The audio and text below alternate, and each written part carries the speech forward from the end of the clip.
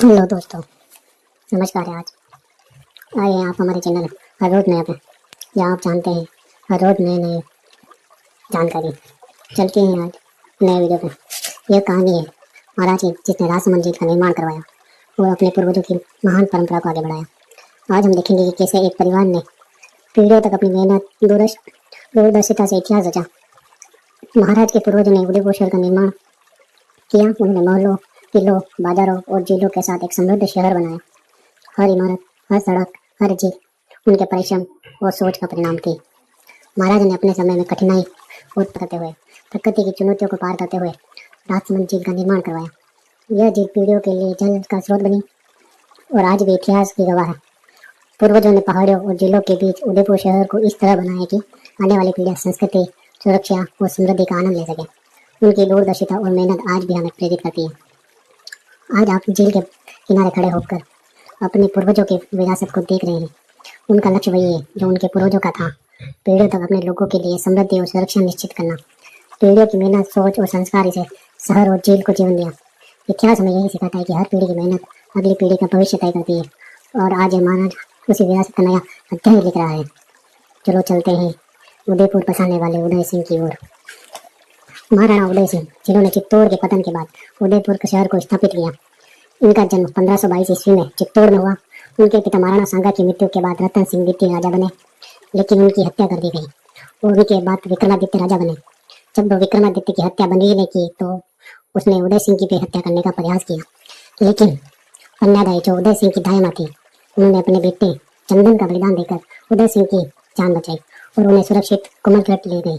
और फिर 1537 ईस्वी में मेवाड़ के शासक बने और कुंभलगढ़ दुर्ग में अपना राज्याभिषेक करवाया। महाराणा उदय सिंह के कुल 24 पुत्र थे। महाराणा उदय सिंह की मृत्यु ईस्वी में हुई। उनकी मृत्यु से पहले उन्होंने अपने प्रिय रानी धीरबाई के पुत्र जगमान को अपना उत्तराधिकारी घोषित कर दिया, किंतु मेवाड़ के कुलीन की परंपरा को पालन करते हुए महाराणा प्रताप को शासक घोषित किया। महाराणा प्रताप ने 1572 तक मेवाड़ पर शासन किया। महाराणा प्रताप ने अपने जीवन काल में कभी मुगल सम्राट अकबर की अधीनता स्वीकार नहीं की, जिससे वह शौर्य, त्याग और प्रण के प्रतीक बने। सबसे प्रमुख युद्ध 1576 में हल्दी घाटी का युद्ध है। उन्होंने 1582 में ग्वालियर के युद्ध में मुगल सेनापति बहलोल खान को घोड़े सहित 2 टुकड़ों में काट दिया। महाराणा प्रताप के कुल 17 बेटे और 5 बेटियां थी। उनके सबसे बड़े बेटे अमर सिंह प्रथम उनकी मृत्यु के बाद राजा बने। अमर सिंह फर्स्ट, इनका जन्म 16 मार्च 1559 चित्तौड़ में हुआ। वह मृत्यु 26 जनवरी 1620 में उदयपुर में हुई। उनके पुत्र कर्ण सिंह द्वितीय सूरजमल इनकी मृत्यु के बाद राजा बने। महाराणा कर्ण सिंह सेकंड राजा बने। इनका जन्म 7 जनवरी 1584 में हुआ। इनकी मृत्यु मार्च 1628 में हुई। इनके पुत्र महाराणा जगत सिंह फर्स्ट इनके बाद राजा बने। इनका जन्म 1607 ईस्वी में हुआ। महाराणा राज सिंह फर्स्ट, जनादे कुंवर, उनके पुत्र जगत सिंह विवाह। महाराणा जगत सिंह का विवाह मेड़ता के राज सिंह राठौड़ की पुत्री जनादे कुंवर से हुआ। महारानी जनादे कुंवर की कोख से 24 सितंबर 1629 ईस्वी में राज सिंह प्रथम का जन्म हुआ। महाराणा जगत सिंह ने पुत्र राज सिंह प्रथम के जन्म की खुशी में उदयपुर के राजमहलों के पास जगत शिरोमणि जी का भव्य मंदिर बनवाया। महाराणा जगत सिंह की मृत्यु 1652 ईस्वी में हुई। उनके बाद नवंबर 1652 में राज सिंह प्रथम महाराणा के रूप में राज्याभिषेक हुआ। महाराणा राज सिंह धर्मप्रेमी थे। वह अपनी दादी जामवती बाई को धार्मिक यात्रा कराने के लिए ब्रज प्रदेश स्थित मथुरा, गोकुल, वृंदावन इत्यादि स्थानों पर लेकर जाते थे।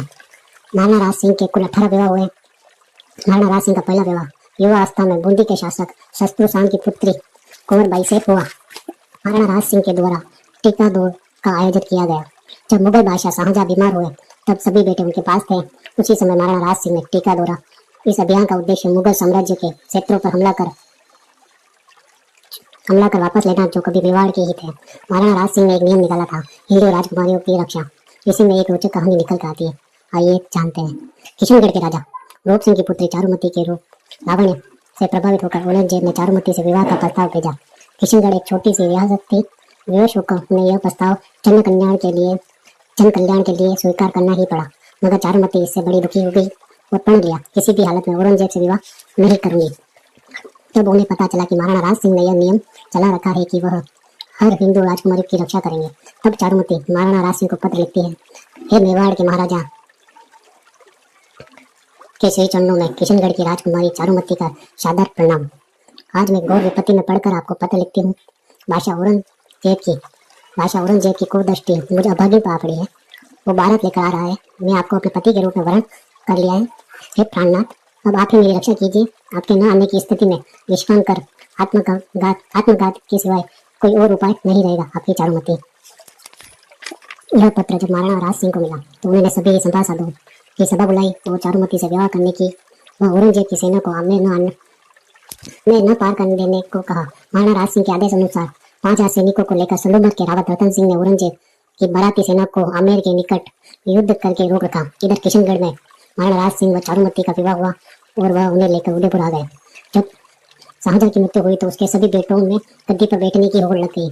वह एक दूसरे के खून के प्यासे हो गए। तब औरंगजेब महाराष्ट्र में था। तब वह राज सिंह को पत्र लिखता है कि आप मेवाड़ नरेश है, हम सभी भाइयों में से किसके साथ है। क्योंकि मेवाड़ उस समय एक बहुत ही ताकतवर प्रदेश था। तो महाराणा राज सिंह उत्तर देते कि हम आपके साथ हैं। तो जब यह पत्र औरंगजेब को मिलता है तो वह फरमान निकलता है, अगर मैं औरंगजेब बादशाह बनता हूँ तो आपको हस्तगत क्षेत्र आपको लौटा दूंगा। और लौटा देता है। देवलिया, डूंगरपुर, बांसवाड़ा, बसाऊ, ग्यासपुर आदि। कुछ समय बाद जब औरंगजेब बादशाह बनता है तो वह फरमान निकालता है सभी हिंदू मंदिरों को ध्वस्त करने का। इसी समय राज सिंह फरमान निकालते हैं कि सभी मंदिरों की रक्षा हम करेंगे। तभी ब्रज के क्षेत्र में वल्लभ संप्रदाय के मंदिरों को ध्वस्त किया जाने लगा। तब वहां के गोसाई ने देव विग्रह को लेकर सुरक्षित स्थानों की ओर प्रस्थान करने लगे। महाराणा राज सिंह को शक्तिशाली एवं धर्मनिरपेक्ष शासक जानकर गोसाई दामोदर दास श्रीनाथ जी की मूर्ति को लेकर मेवाड़ आए। महाराणा ने उनको स्वागत किया एवं दामोदर गोसाई को श्रीनाथ जी की प्रतिमा की रक्षा करने का वचन दिया। 20 फरवरी 1627 ईस्वी में सिंहार गांव में बनास नदी के किनारे भव्य मंदिर का निर्माण करवाकर श्रीनाथ जी की प्राण प्रतिष्ठा करवाई। यह मंदिर कालांतर में श्रीनाथ मंदिर नाथद्वारा में स्थित है।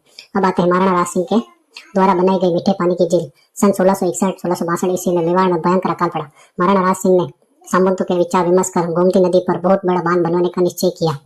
1 जनवरी 1662 ईस्वी में इसकी नींव रखी गई, जो 14 जनवरी 1676 ईस्वी को पूर्ण हुई। इसकी विशालता के कारण इसका नाम राज समुद्र रखा गया। इस अनूठे कार्य ने महाराणा के नाम को अमर कर दिया। इस कार्य में तत्कालीन मुद्रों में 1,05,47,584 रुपए व्यय हुए। यहाँ 9 चौकी, 9 सीढ़ियों, 9 चबूतरों का निर्माण करवाया गया। इस बांध पर स्थित 25 शिलाओं पर 125 अंगों में राजपशक्ति महाकाव्य उत्कीर्ण करवाया गया है। भारत के शिलाओं पर उत्कीर्ण यह सबसे बड़ा महाकाव्य है। इस महाकाव्य की रचना तेलंग समुदाय मधुसूदन के पुत्र रणछोड़ भट्ट ने की थी। अमर काव्य की रचना भी इसके द्वारा की गई। अब आते हैं हम अगली कहानी पर। जब किशनगढ़ की राजकुमारी चारुमती का पत्र पाकर महाराणा राज सिंह उनके विवाह की रणनीति बनाने रहे थे, तब उस समय सलूमर का रावत रतन सिंह विवाह कर सहल कुंवर यानी हाड़ी रानी से हुआ। तभी रतन सिंह के पास महाराणा राज सिंह का संदेश आता है, जिसमें उन्हें बताया गया था कि महाराणा राज सिंह चारुमती से विवाह करके किशनगढ़ जा रहे हैं और रतन सिंह को औरंगजेब की सेना को यानी भारतीय सेना को किशनगढ़ तक नहीं आने देना है और आपको कल सुबह जाना है। जब यह पत्र रतन सिंह पढ़ता है तो वह सोचता है कि आप रोज नई शादी करते हैं, मेरी एक हुई है और आज ही हुई है, इसमें भी मुझे जरा सा भी समय साथ बिताने को नहीं दिया और कहते हो युद्ध करो। वह एक बार तो मना करता है, मगर सहल कुंवर को जब पता चलता है तो वह रतन सिंह को समझाती है कि आप सलोमत के सामंत हो, यह आपकी प्रथम जिम्मेदारी बनती है, आपको जाना चाहिए। युद्ध में राजा रतन सिंह झूठ मूठ का हाँ कर देता है, मगर जब सुबह जाने का समय आता है तो वह मुंह लटका कर बाहर आ जाते हैं और घोड़े पर बैठते हैं। तब चारुमती उन्हें देखती है और वह भी उन्हें देखता है। तब रतन सिंह पास खड़े सिपाही से कहते हैं, जाओ ऊपर जाओ, रानी से कहना कि कुछ निशानी दे दे। तब सिपाही ऊपर जाकर यह बात बोलता है तो सहल कुंवर को बड़ा दुख होता है। वह सोचती है मेरा रूप इनके कर्तव्यों से दूर ले जा रहा है, वो इनका इतना मोह है जो उनको युद्ध में भी नहीं जाने दे रहा है। सहल कुंवर दुखी होकर अंदर जाती है। अंदर से एक थाल और तलवार लेकर आती है। थाल सिपाही को पकड़ाकर अपने ही हाथों से सर काट कर थाल में रख देती है, वो निशानी के रूप में दे देती है। जब थाल सिपाही राजा रतन सिंह के पास लेकर जाता है तो वह जैसे ही कपड़ा हटाता है तो देख कि बलिदान हाड़ी रानी का बोध होता है। फिर उसी सर की चोटी को गले में बांधकर पीछे की तरफ मुंह रखकर कसकर बांध देता है। जो रतन सिंह अजमेर वाली घाटी में लड़ता है और औरंगजेब की सेना को 1 इंच आगे नहीं बढ़ने देता है और वह भी वीर गति को प्राप्त हो जाता है।